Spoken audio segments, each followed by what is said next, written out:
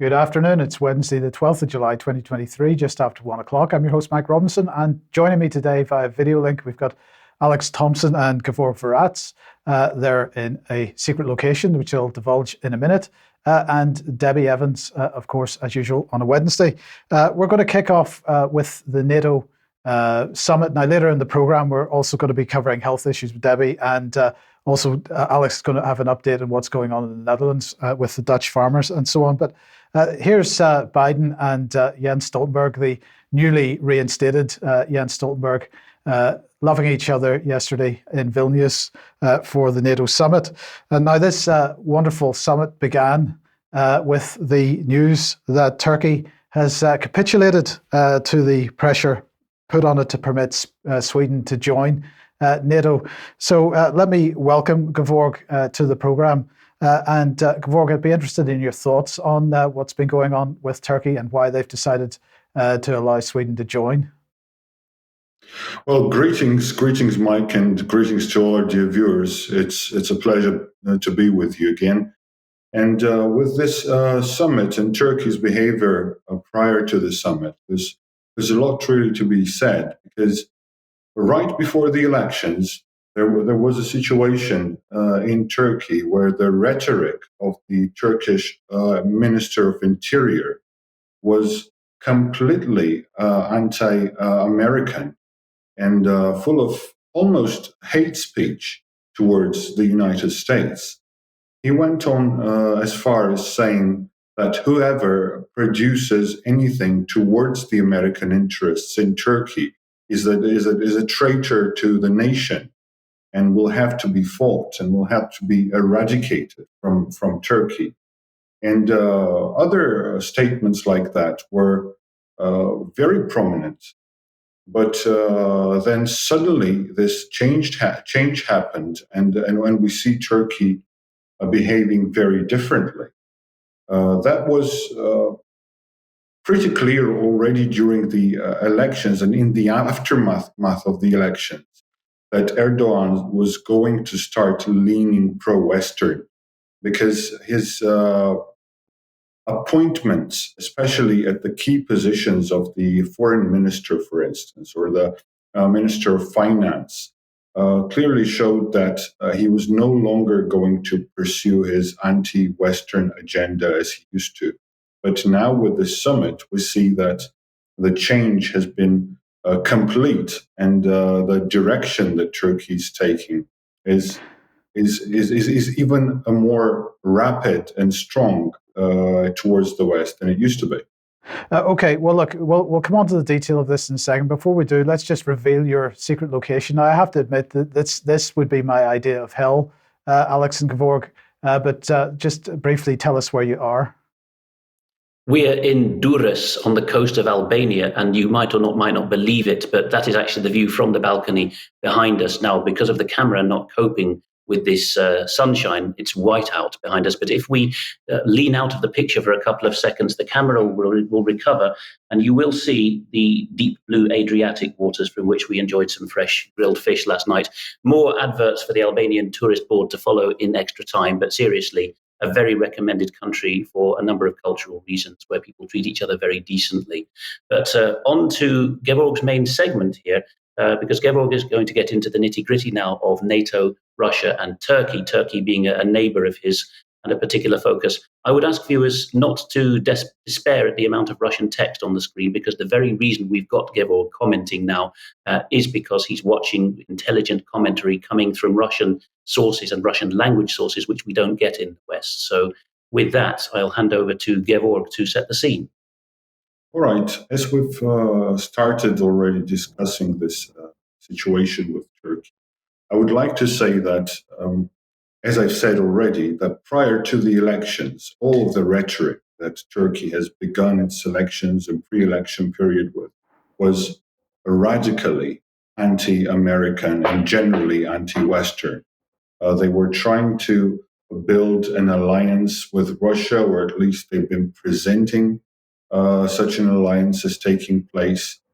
And that, of course, had to do with the gas trade deals that Turkey had with Russia, running the Russian gas through Azerbaijani pipelines and Georgia into Turkey. We're going to run a clip silently in the background as Gevorg continues to speak, which will show some of the detail of this anti-American rhetoric. Yes, this person on this clip, it is Süleyman Soylu, a man who was Turkish Minister for Interior. And here he says that it is our first opportunity to have caught the West in its weak point. We have caught out America for the first time in the last 100 years. And by the grace and mercy of Allah, he says, and we're in the strongest position as a country in the last 300 years. So with the help of democracy, or whichever thing they call democracy, well, they're going to become a different nation, a stronger nation, and they're now at a turning point of saving the world from oppression and the evil doings of the West. That's Süleyman Soylu right before the elections.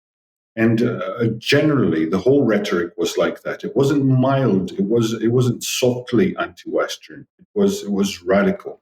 However, this changed, and as we see with the summit, now Erdogan says that there's a way to go with the United States, and I haven't seen any commentary from the American side yet on the talks between Erdogan and Biden. There hasn't been a release from Blinken or anyone of importance.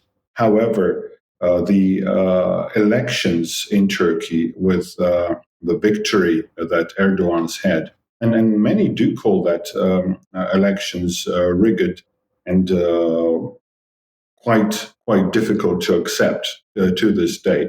However, the general understanding is that because Erdogan is changing his position on the relations with the West, the Turkish society can live with that, and they'll actually let that pass, as it were. You've got this quotation we'll bring up on screen now at the bottom. It's a Russian translation, but just to go through this quickly.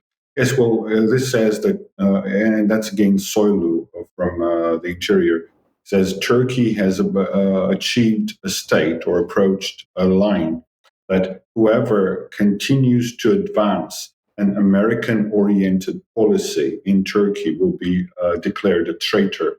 This is just how many months ago? Well, just three months ago, really. That's. And you had comment on this. Let's bring this on screen. Right. So. Yes, well, the comment that I made back then was that the pro-American policies that the Minister of Interior talked about, the actors of that, the proponents of those policies were, of course, the Democrats in Turkey, the Kurds, those who want to keep Turkey in NATO, who want a stable monetary policy, and so forth. And of course, the minorities. They are interested in democracy because that's a way for them to secure their rights in the country somehow. But what we see now is that the Turkish government is making a U-turn on their pro-Russian and anti-Western rhetoric. The interesting bit there was initially apparent when the Minister of Finance of Turkey was appointed someone called Mehmet Şimşek. And that person, first of all, he's very tightly connected with the IMF. And he's been rewarded by the IMF for being one of their exemplary members and proponents of their policies. And he's reversed. He was called in Turkey to reverse the entire monetary policy in the country, because we know that prior to these elections, Turkish lira started depreciating very, very rapidly because of the particular kinds of economic mechanisms that the Turks have employed. But now that has changed with the adoption of new IMF policies. So we just showed two extracts of you commenting on Russian on Soylu being very anti-American at the time. But where does that take us to the Vilnius summit, which Mike will be covering in a moment?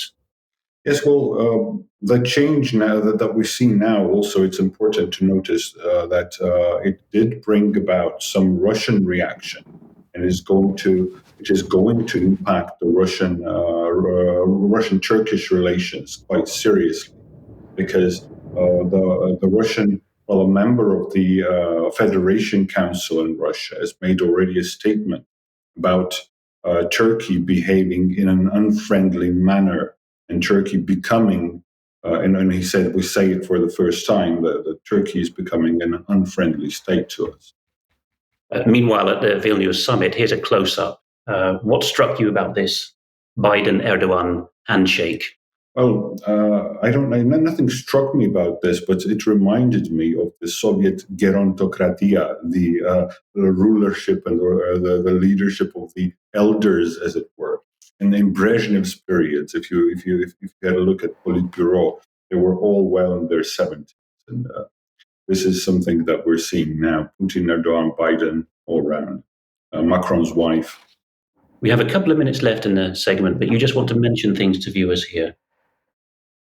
Well, yes, of course, there was a lot of pressure applied to Turkey for their change in policy, and here we see that one of the tools that was used is putting pressure on Erdogan's son Bilal, who's been accused of corruption, and that was made known in the press.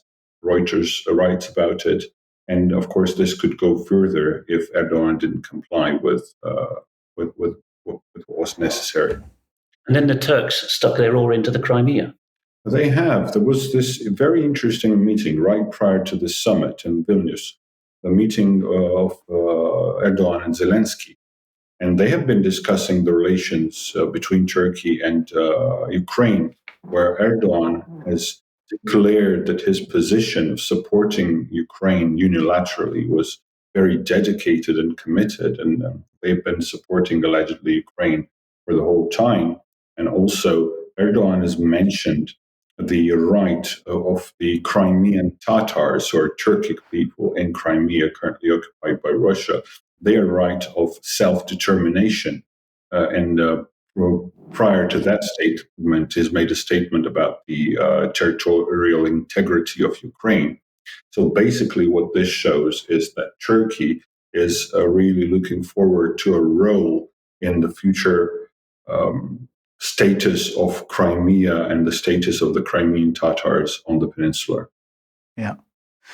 Okay, well, look, thank you very much for that, Gevorg. We'll come on to that in more detail in Extra, but we're going to move on now to the rest of what was going on in Vilnius. And of course, who was there but Zelensky, and he was glad-handing with everybody, Rishi Sunak, but also the German Chancellor here and a number of other people. Of course he was. But he wasn't terribly excited about the final communique or what was coming out, because this is what he had to say about it. It's unprecedented and absurd when a time frame is not set for Ukraine joining NATO, neither for the invitation nor for Ukraine's membership.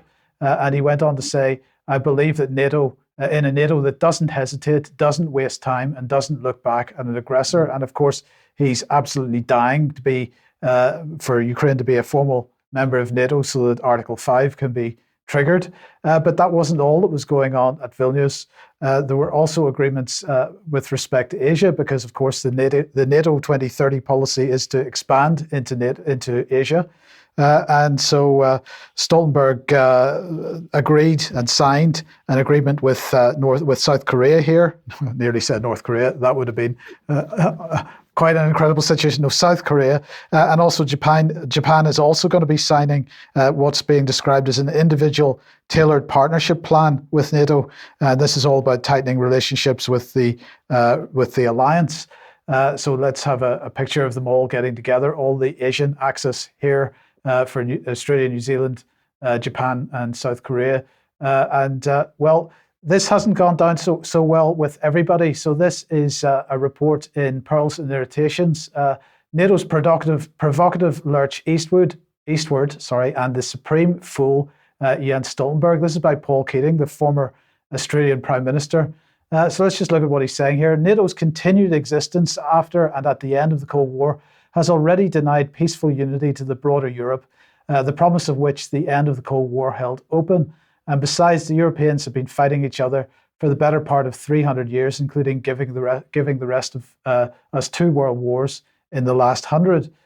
He went on to say, exporting that malicious poison to Asia would be akin to Asia welcoming the plague upon itself. With all of Asia's recent development amid its long and latent poverty, that promise would be compromised by having anything to do with the militarism of Europe, and militarism egged on by the United States. And he said, all the people on the international stage, the supreme fool among them is Jens Stoltenberg, the current Secretary General of NATO. In February, he was drawing parallels between Russia's assault on Ukraine and China, saying we should not make the same mistake with China.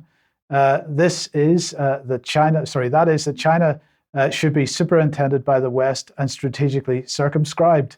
Stoltenberg, in his jaundiced view, overlooks the fact that China represents 20% of humanity and now possesses the largest economy in the world and has no record of attacking other states, unlike the United States, whose bidding Stoltenberg is happy to do.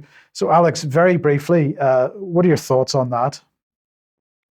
I think that it's dawning on Asia watchers that China is in a different league to Russia. Now, Gevorg and I differ in views on many things, including Russia's role in the Ukraine war, but I think both of us would see eye to eye on this, that you don't take on China in the same way that you take on Russia. And this at a time when Western think pieces in defense journals in Washington are calling for Stoltenberg to be awarded the Nobel Peace Prize. Well, that would be about right. But let's bring Russia on screen then, because this is their attitude with respect to the cluster bombs issue. Giving Ukraine cluster munitions is necessary, legal, and morally justified. So they're saying, in summary, therefore, the objections to cluster bomb provision in Ukraine are militarily dangerous, legally misleading, and morally questionable, drawing a false equivalence between Russian and Ukrainian use cases. The use of such weapons by the armed forces of Ukraine on their own territory, at their own discretion, against fortifications in open countryside and against hostile forces who routinely fire Soviet-era cluster munitions and other highly unreliable munitions into civilian cities would therefore be consistent with the principles of proportionality and discrimination.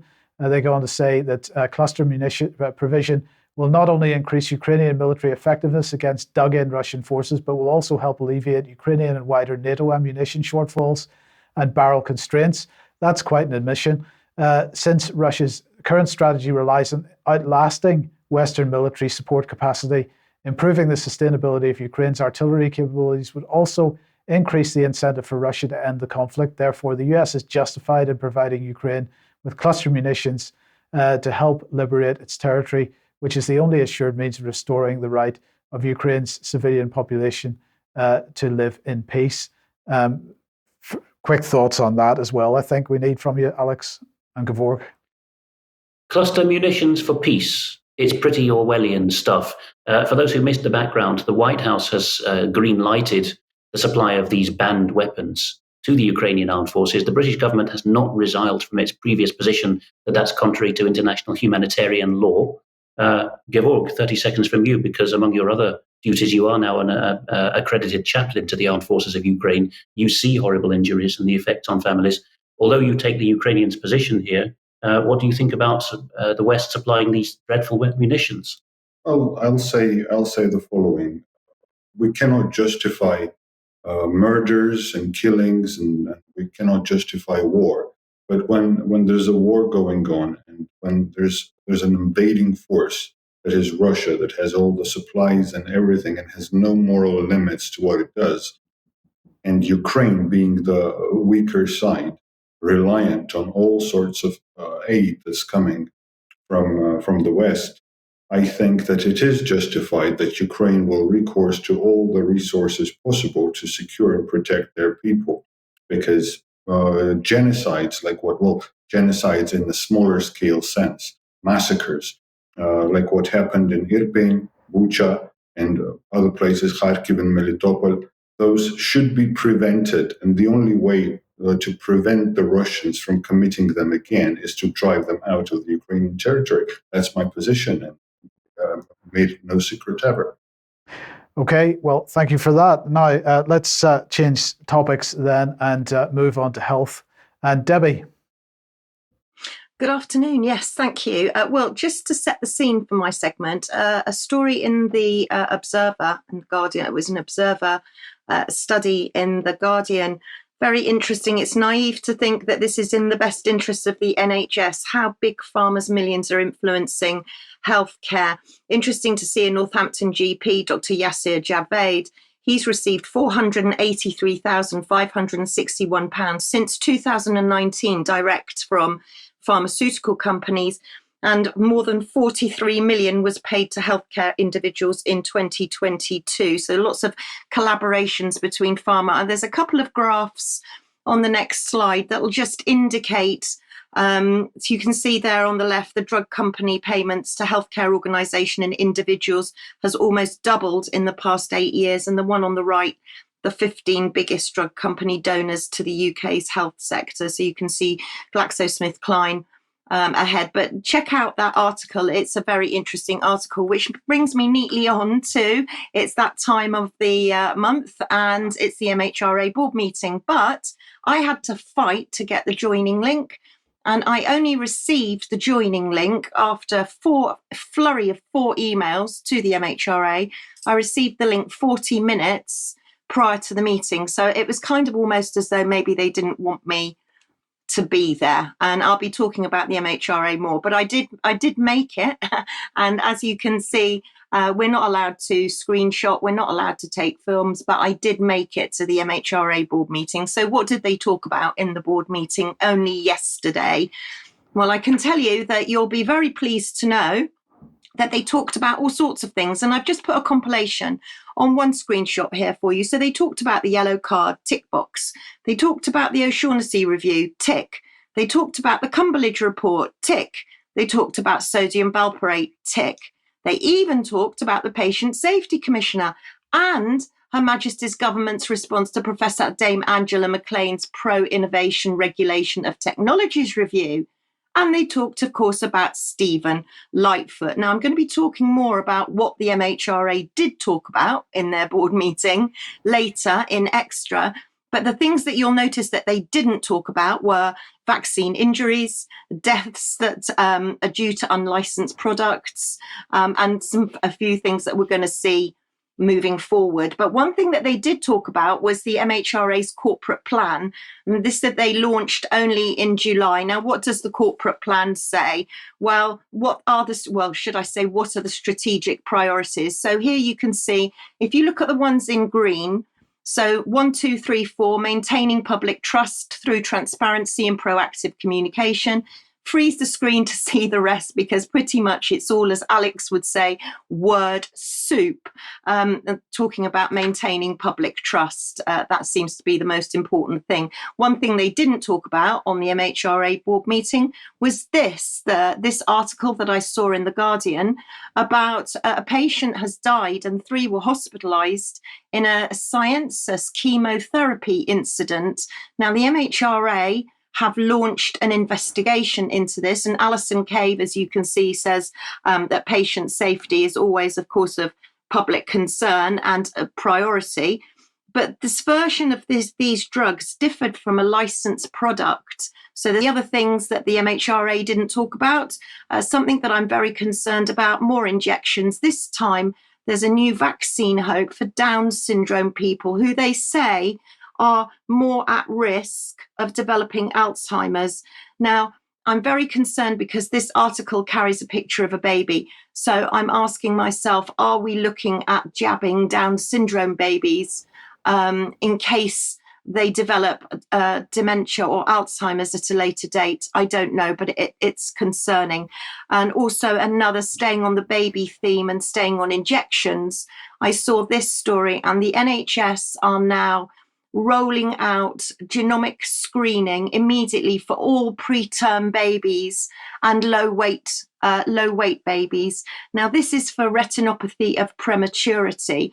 What concerns me is, and I'm not a pediatrician, and I am not a pediatric nurse, but it would appear that retinopathy of prematurity, which can cause blindness in babies, is really if they're under 3 pounds in weight, or if they're born before 30 weeks gestation. It goes in stages. It's assessed in stages.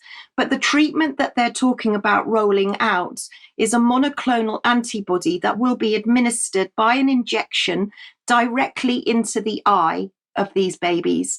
So I just want parents to be aware that for babies that are low birth weights or that are preterm, do you know what your baby's being screened for?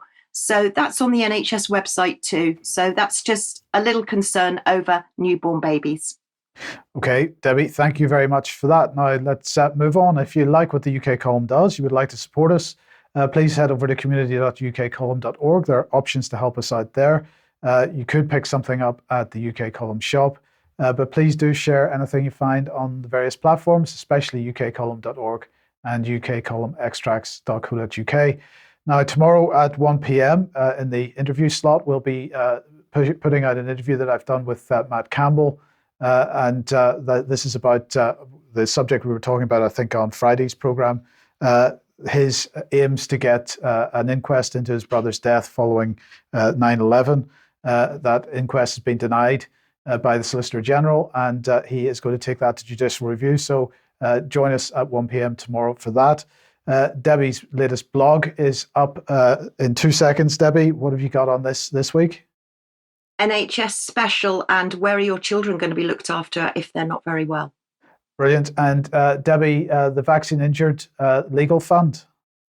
Yeah, I would just say to anybody, please don't donate to the big charities if you don't know where your donation's going to. This is an incredibly worthwhile cause. Plenty of people with vaccine injuries can't seek legal help. We need more donors, please. So please look at that page if you possibly can. Thank you.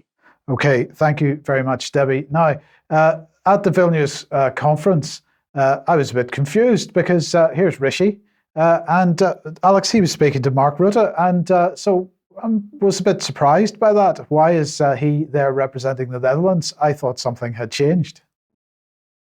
Yes, allegedly Brexit. But then on one of my regular jaunts to Brussels the other day, I was speaking to a young civil servant of the Dutch Ministry of Defence who said, you British are so regretful that you've left the European Union and you can't participate in PESCO, the European Union military unification projects, but you're trying to get there bilaterally through the back door. So that might be a QED of that. But Rutte's out on his ear, as we're about to see after that.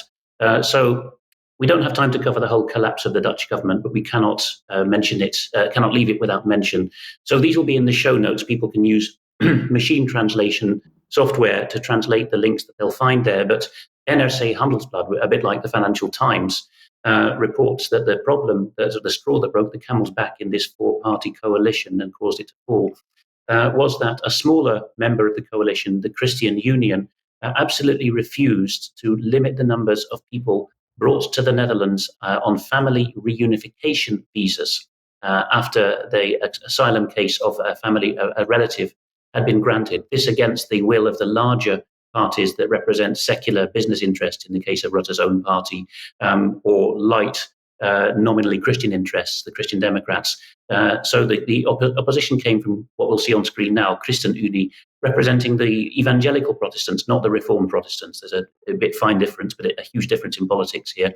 So ChristenUnie here has a blog from their member of Parliament, Mr. Seder, Don Seder, as far back as February.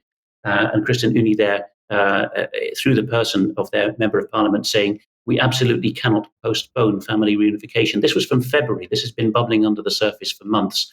And here, rather surprisingly, Mr. Seder says that judges would throw out the measure, probably correct, actually, to give him his due. He knew that Dutch courts would say, no, family reunification is an absolute right. You cannot delay the timing or reduce the numbers of those who are coming to join family members who've been given asylum.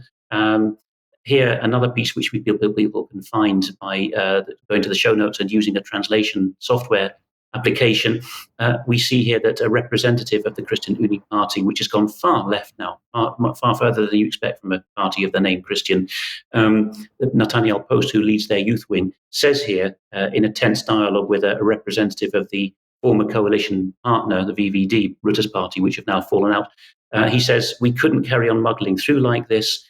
We don't think there's any need to reduce migration. They opposed the idea from the bigger parties that there would be A and B category immigrants or refugees, where category A was fleeing persecution for their sexuality and category B was fleeing war zones, and the latter would have restrictions on family reunifications.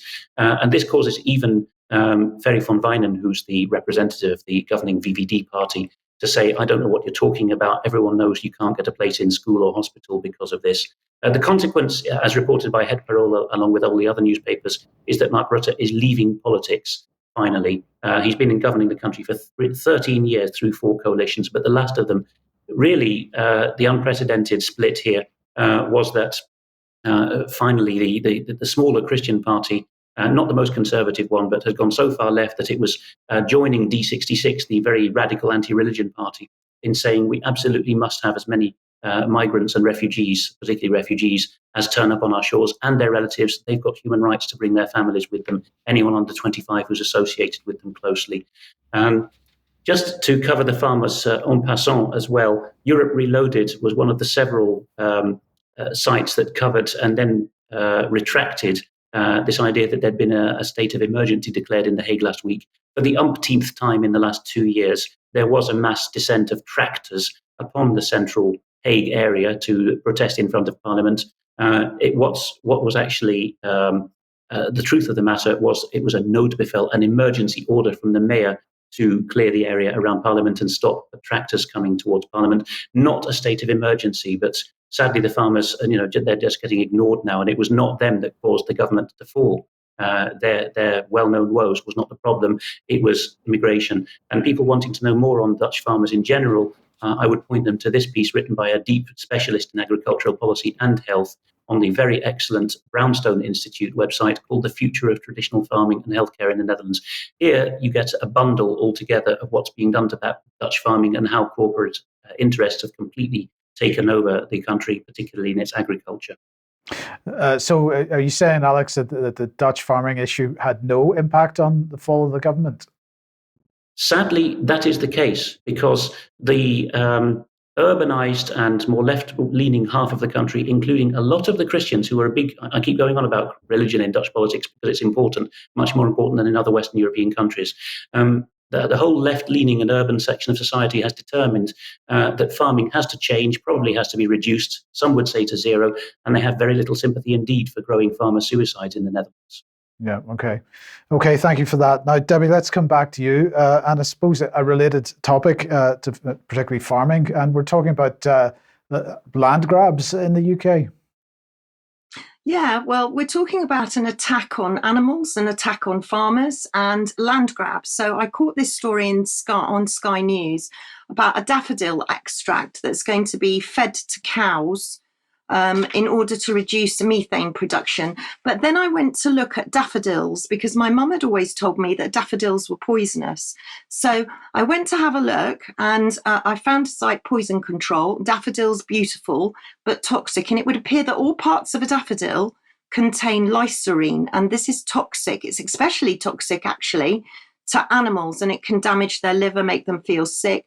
And it's also got oxalates in it. So when you eat it, it can sting the mouth and sting the esophagus. So that was quite concerning. And we do grow daffodils down in Cornwall, and we do grow daffodils in the Isles of Scilly. So unless they're thinking of breeding a new daffodil that's not toxic, it's a bit of a concern.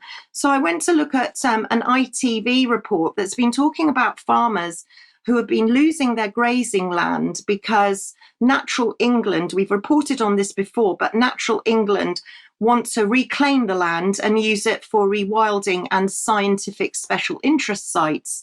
Now, the farmers themselves don't know, they really don't know why this is happening. And you can see a couple of quotes here. Eric Murley, This family's worked the land near Pendeen for 50 years.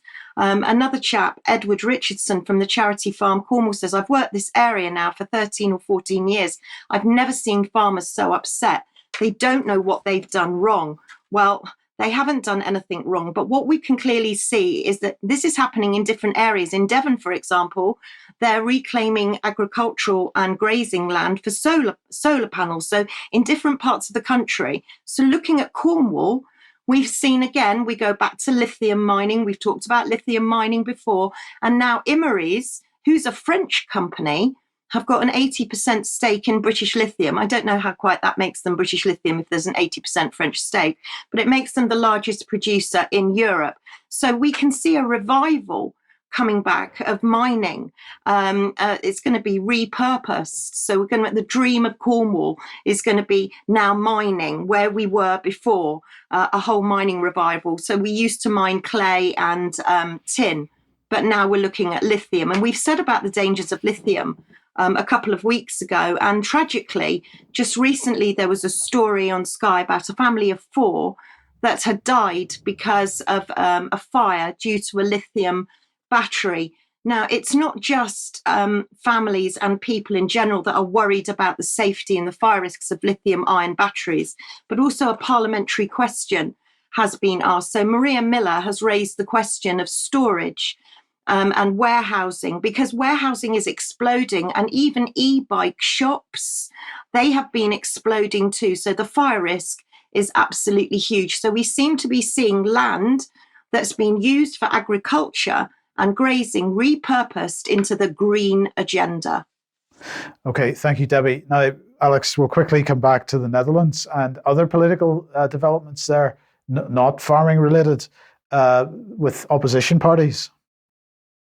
Yes, the Dutch spy agency AIVD, roughly equivalent to MI5 or the FBI, has decided to put out this report on anti-institutional extremism. So we had, first of all, in the British context, violent extremism. Then we had, under David Cameron, non-violent extremism, which is having an opinion. And now we have anti-institutional extremism. And the cover shot that was shown there, by the way, was from the tourist town of Veere, or very nearby the village of Vrouwenpolder, one of the many places where, as you drive around the Netherlands, you will see stickers saying the virus, the media is the virus, the public journalists are fake news, watch out for the Great Reset. This is what's being branded anti-institutional extremism. The definition in the footnotes, interestingly enough, for those who read Dutch, they'll enjoy the full glory of this, but footnote 3 defines a conspiracy theory as a specific form of disinformation or misinformation, which of course NATO covered in its communique, in which, in this specific form, called a conspiracy theory, people are convinced that certain events or situations are steered secretly behind the screen, beside the scenes, by powerful groups with evil intent. That is the first time, and I'm not surprised the Dutch have done it because they like doing these transparent things. They've attempted to define what a conspiracy theory is. There's also a footnote there saying cultural Marxism is a theory, which David Scott would rip into them, of course.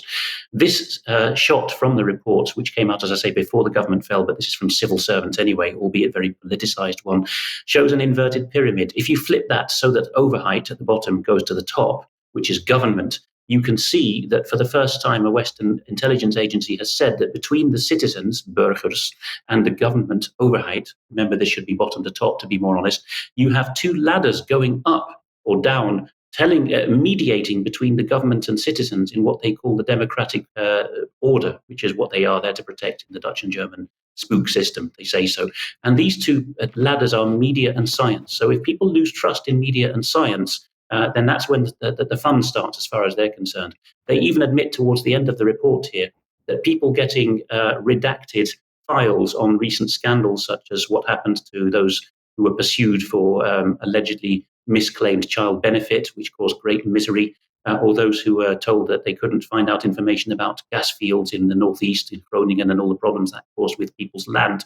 The AIVD finished basically with a limp-wristed retort to the Dutch government, saying it's in your hands.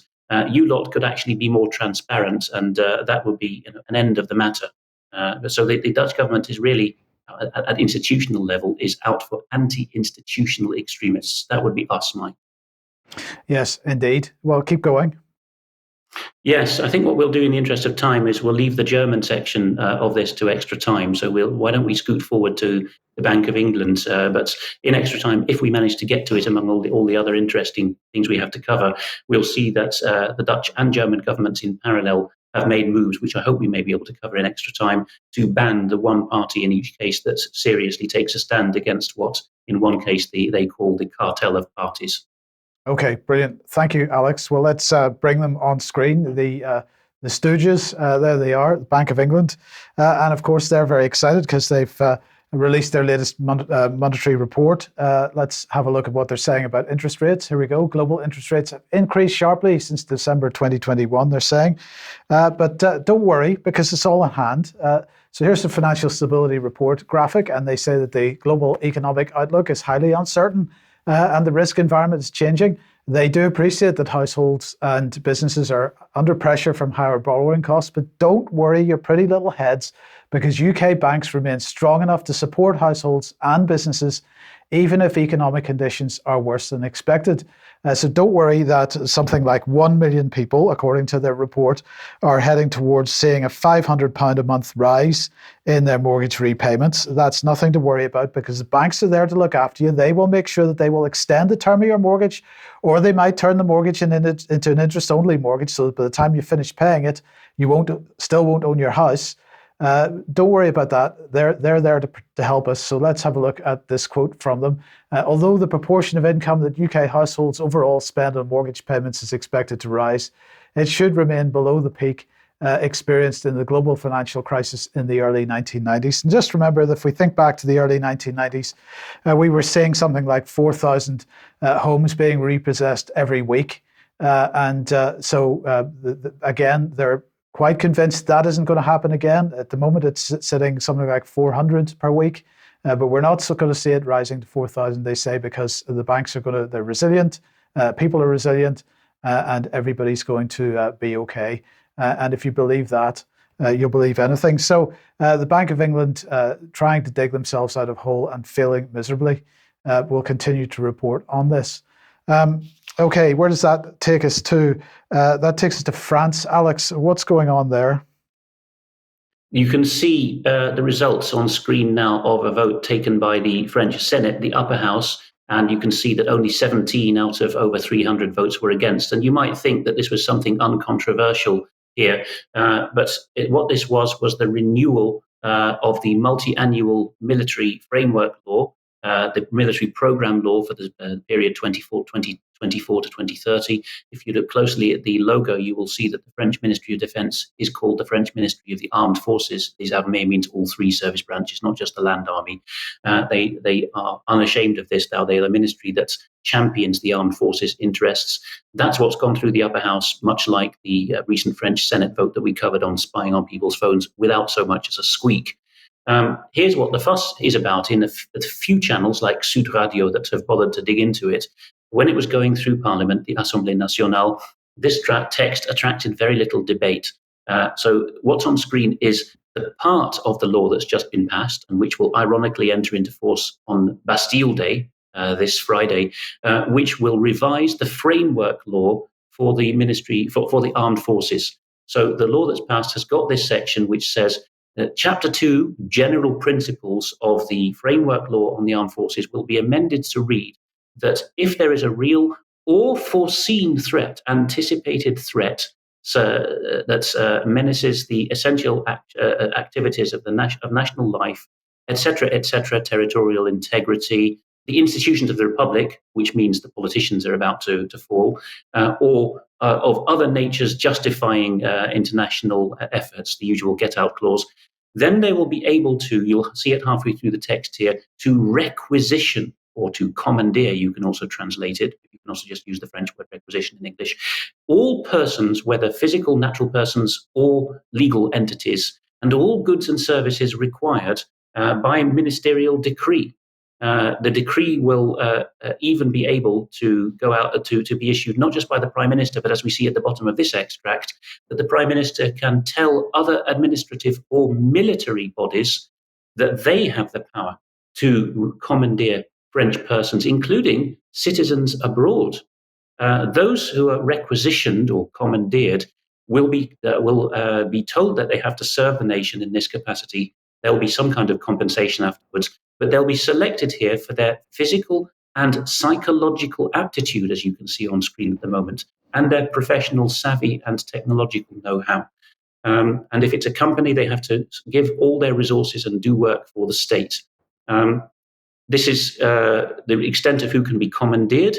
It will be anyone in France, any French citizen anywhere else in the world. And if they say, go away, I want nothing to do with France, they are risking a jail sentence or €500,000 fine if the French can get them one way or another by extradition or catching them on the return to see their family on a death or something. All companies with their presence in France and all French vessels, wherever they are.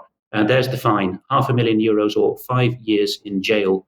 So France can commandeer everything now in the grey zone between peace and war, because the new legal text makes quite clear, as well as the associated framework for the French military, in the footsteps of the British strategy now, that between war and peace and civil war, there's all kinds of threats to the state not further specified.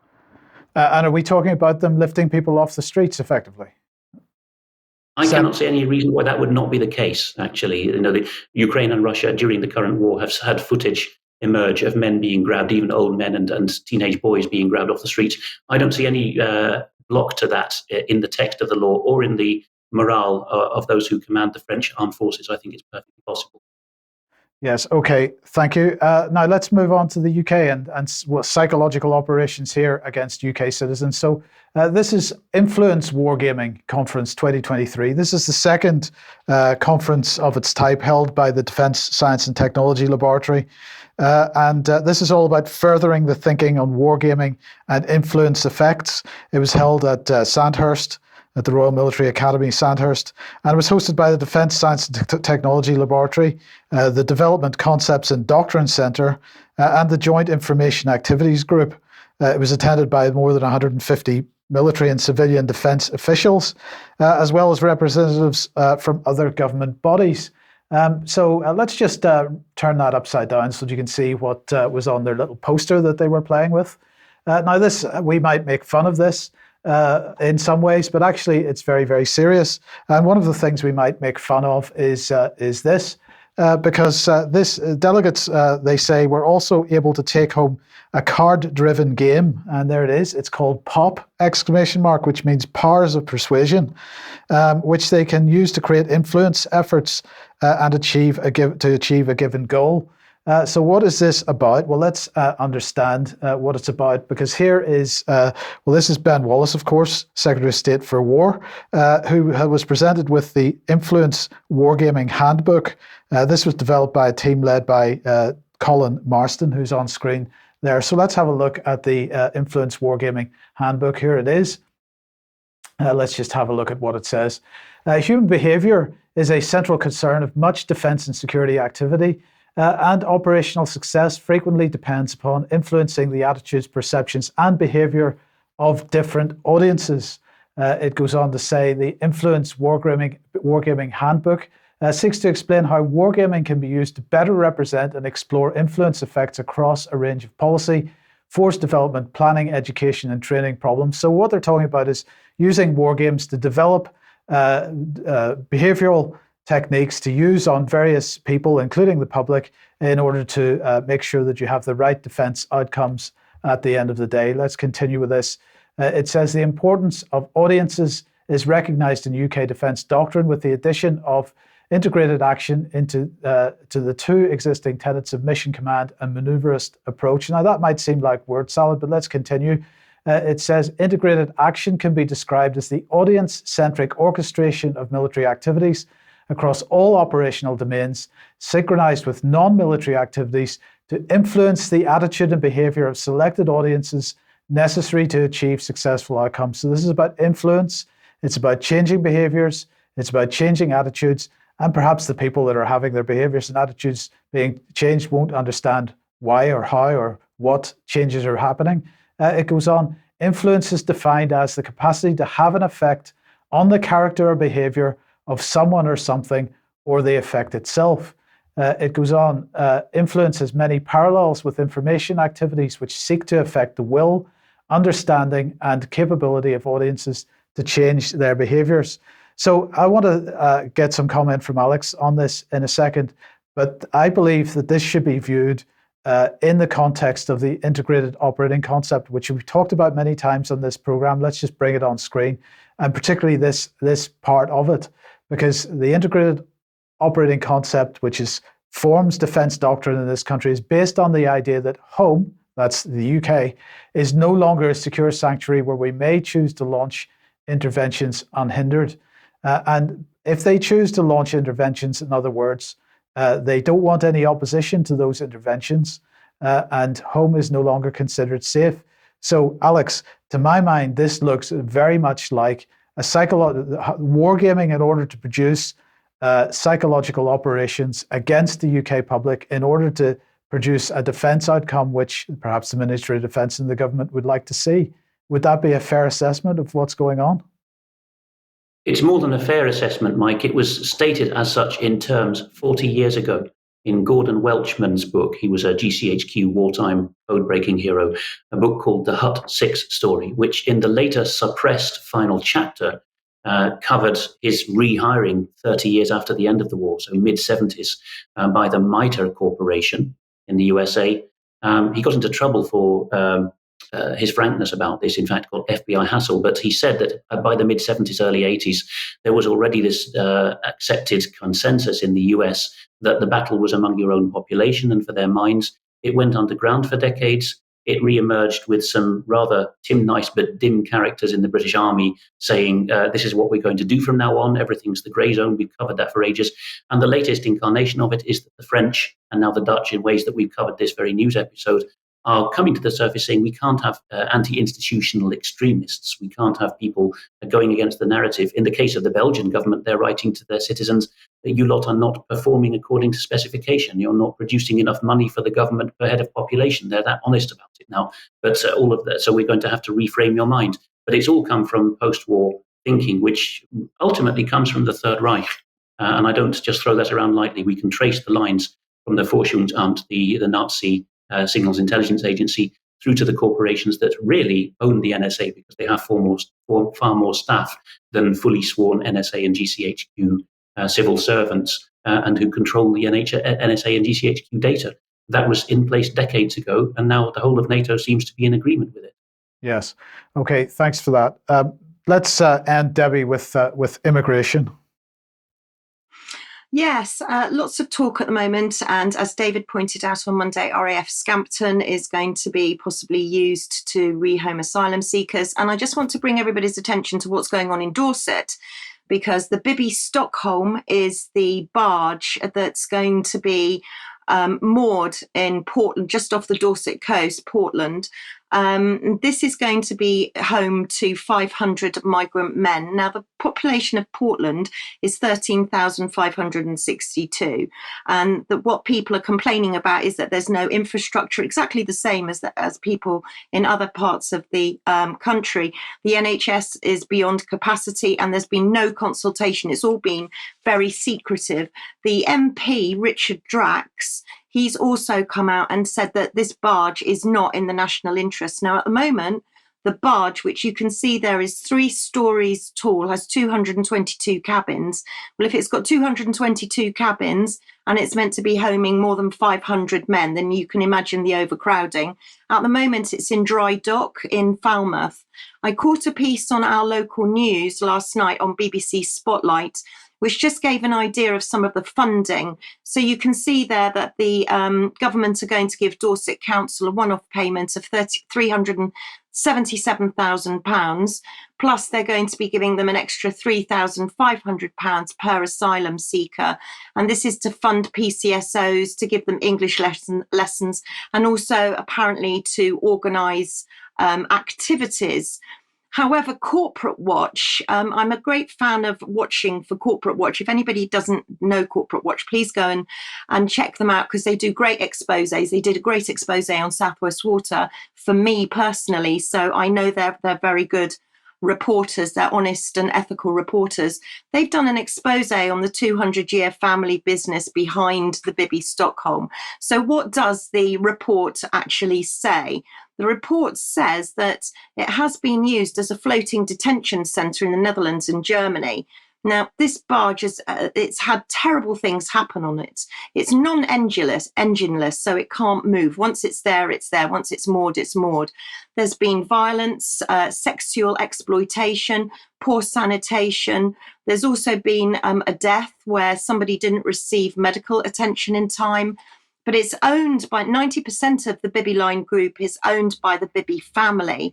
And apparently the migrants will be able to leave, but the expectation, and that's where the word becomes very relevant, they're expected to return by 11 o'clock. And they say that there'll be significant surveillance. My question is, on who? Is this on the whole of Portland? Is everyone in Portland going to be surveyed, or are asylum seekers going to be tagged? We don't know. So when you delve further into the Corporate Watch expose, you can see that there's been suicide attempts. There's been, again, you can see there's been a death from no medical care. There's been abuse, and plenty of people that have got experience of a kind of undercover expose of the Bibi are saying that it's not safe.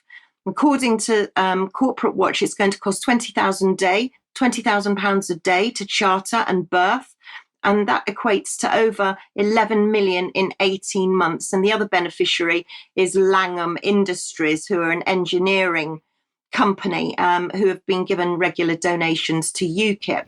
So keep an eye on what's happening in Dorset, because I think sometimes we forget that Portland is only a small place and they're really fighting hard. No to the barge is where to look if anybody wants to make comment. And if anybody's watching and would like to comment and talk to us, then please get in contact. Alex, have you got any thoughts on this? Yes, when that vessel or that class of vessels was used by the Dutch and also by the Germans, but I know the Dutch situation better for prison overspill, it became known as the bias boat, something that translates as the Nick ship. And there was all kinds of scandals from the left about how this was unworthy and indecent in people's human rights to put them on such barges. And of course, it all came out of the public purse. The same vessels have been repurposed for migrants, and Debi's just outlined that the same interests and the families are behind it. And all of a sudden, we are to welcome it because, of course, there's no shortage. And it pains me to say it, but the evangelical Christians are in the lead here, together with the out-and-out Marxist D66 party, in saying, in terms, I covered that a moment ago from that interview we just had with the youth wing leader of the Christian Union Party, saying so naively, there is no problem with the number of migrants coming to the country. It's just a question of forcing the councils to house them and spread them out fairly.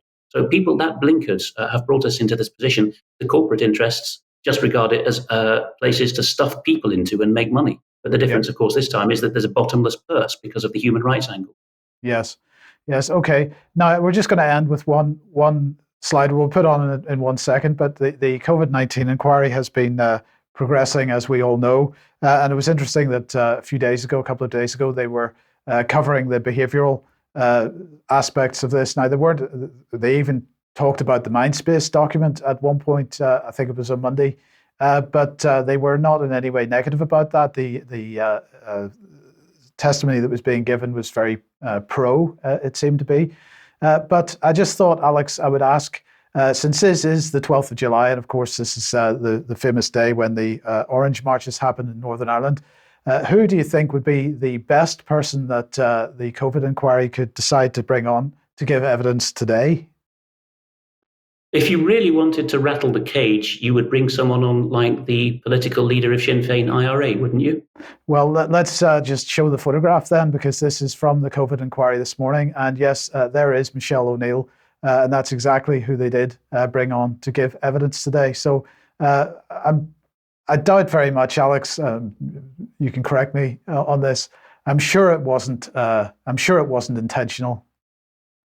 Oh, well, I mean, again, Dutch politics can do one better. On Good Friday one year, they brought out the euthanasia pill. And the minister from that D66 party I mentioned, who brought out the news that day, actually used the phrase, "it is finished." to declare that the cabinet had come to an agreement. And afterwards, she said, "I had no idea it was Good Friday, and I didn't mean any allusion to the crucifixion by saying it is finished." So, if that can be passed through, got away with, then you can get away with claiming it was simply a scheduling error that Sinn Féin's leader was brought on the 12th. Mind you, the BBC has just done a volte-face this year after several years of deciding that the Orange Walk is part of Northern Ireland's cultural heritage and featuring it. They had a hand-wringing statement earlier this year that they would not feature any more parades because it was contrary to the society that the BBC wishes to shape. Yes. Okay. Well, thank you very much. We've got to leave it there for today. So I'm going to say thank you very much to Alex, to Gevorg, and to Debi for joining us. Thanks to all our viewers for joining us today. We will be back in a couple of minutes if you're a UK Column member for some extra. But otherwise, we will see you at 1 p.m. as usual on Friday. Don't forget the interview at 1 p.m. tomorrow in the usual places, ukcolumn.org/live and community.ukcolumn.org/live. We shall see you then. Bye-bye.